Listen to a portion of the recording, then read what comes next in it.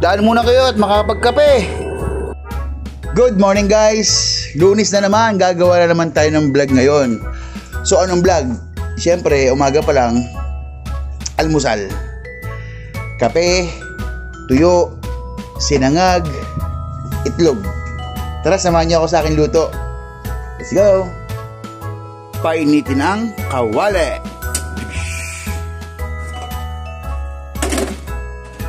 Yan. Dapat guys, mainit yung kawali. Tapos, lalagyan mo yung mantika. Kapag mainit na ang kawali, ilagay ang mantika. Shagalabong!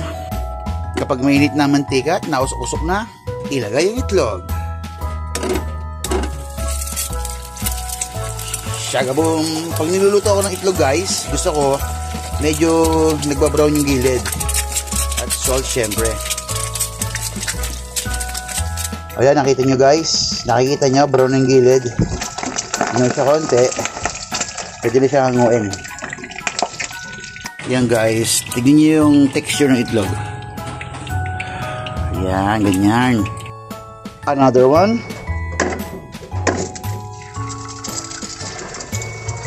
Ganyan. Lalagyan ng salt. Seashore and the sea salt. Hanguin. Pangit to, pangit.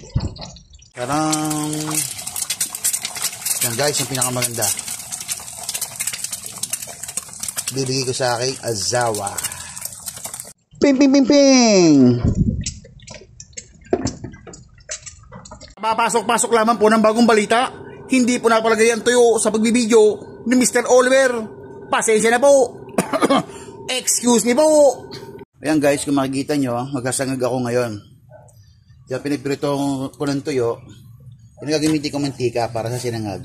Pero lalagyan ko siya ng konting margarine para may twist yung lasa.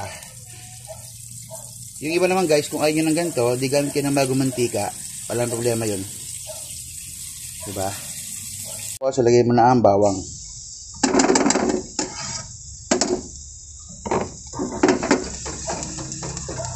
Yan guys. Wait until golden brown. Lagay mo na ang sinangag. Yung bahaw ko guys, dinurog-durog ko lang yan. Tara! Paminta. And asin. Ayan na guys, ang aming almusal. Suka, sili, bawang, tapos may asin, paminta, yung sinangag ko, itlog tuyo, sinangag ni Mrs. at si Mrs. Yan guys. Kala nyo sa McDo to? Hindi, sa bahay lang to guys. Kain na po tayo.